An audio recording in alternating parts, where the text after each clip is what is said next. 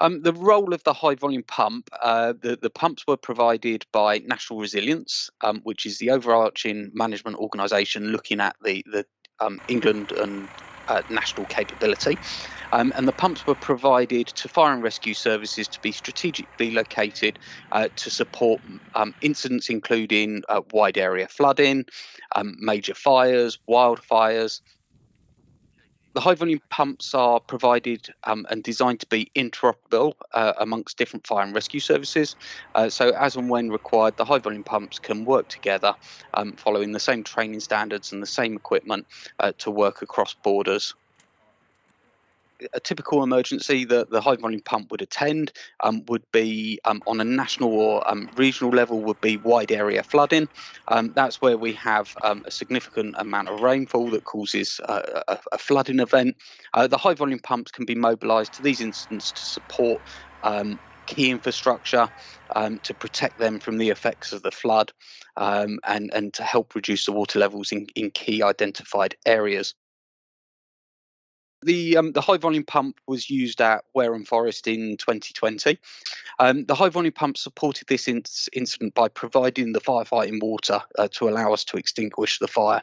The way that we did this is we had identified an insertion point into the river Kiddell that was approximately 5 kilometres away from the incident itself. So the high volume pumps were used to set into the open water and then provide water to the fire ground.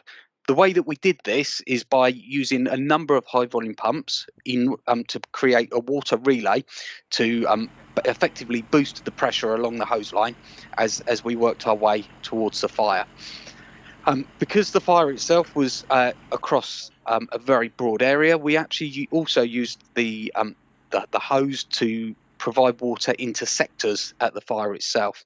And the way that we did this is deploying the hose off the back of other vehicles, Land Rovers, dragging it to get it across the forest to enable us to fight the fire in the relevant sectors.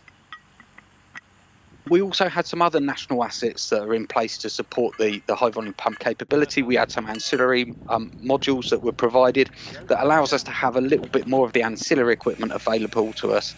So, for example, hose ramps, gate valves, Y pieces, and some of the metal work that we need to deploy the hose. All in all, we had 12 kilometres of hose out at Wareham Forest, providing the water supply to the different sectors across the incident. The high volume pumps also support incidents at a more local level, so we can use them at any fire related incident. We can use the high volume pump to supply us water from rivers or open water sources, or we can use the high volume pump to act as a hose layer to provide what we term an overground main, to basically bring a really big water main, a strategic water main, to the incident itself.